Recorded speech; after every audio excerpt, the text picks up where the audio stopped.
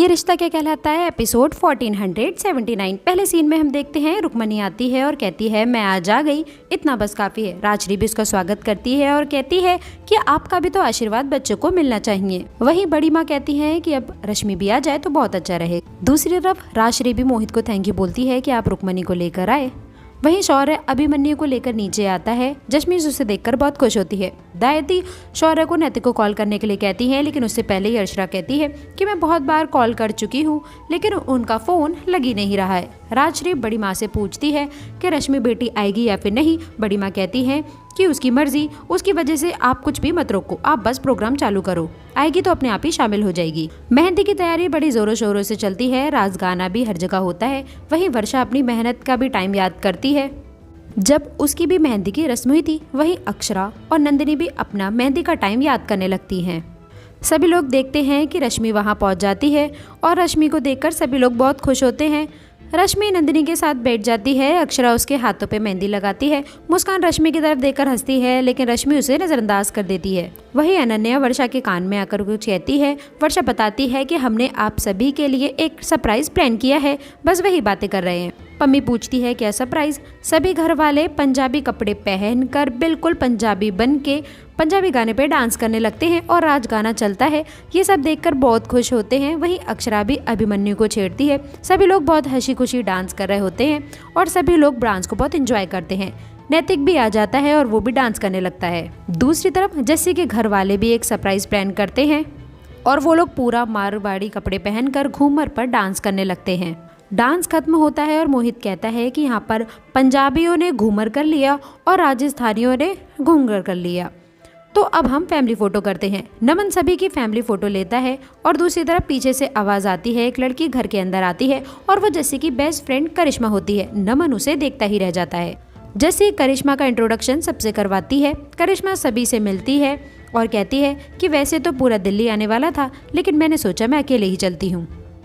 पम्मी सबको बताती है कि ये जसमीत की फ्रेंड करिश्मा है। जब हम लुधियाना में रहते थे ये तभी उसकी बचपन की दोस्त है। हम दिल्ली आ गए लेकिन इनके परिवार से रिश्ता हमारा अब भी है।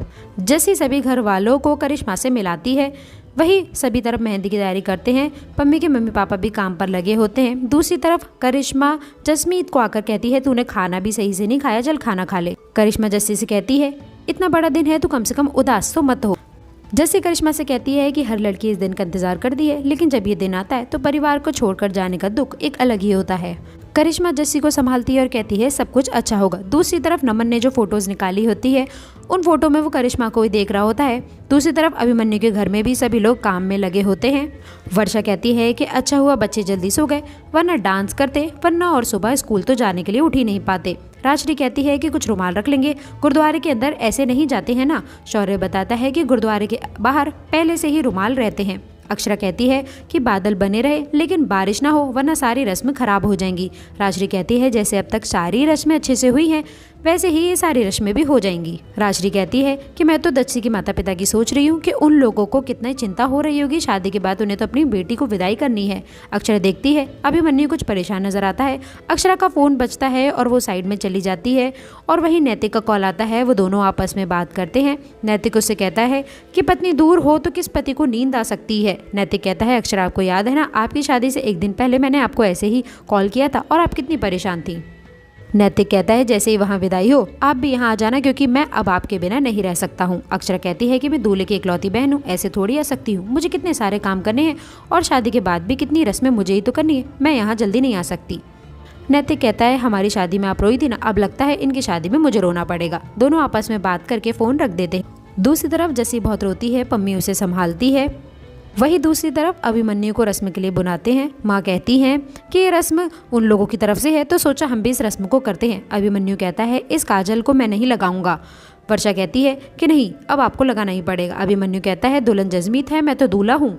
माँ समझाती हैं कि ये सारी रस्में दूल्हे के लिए ही होती है, इसमें भाभी आंखों में सुरमा लगाती हैं। अभिमन्यु नाटक करने लग जाता है। वर्षा उसे कहती है ऐसे ही काजल लगाकर तुम्हें शादी में अगर नहीं जाना है तो इसलिए तुम आज ही इस काजल को लगवा लो, वरना तुम कल दिन भर काजल लेकर के ही साथ में घूमते रहोगे। अभी लगवा लो, तुम अपनी आंखें साफ भी कर सकते हो। अभिमन्यु भी मान जाता है।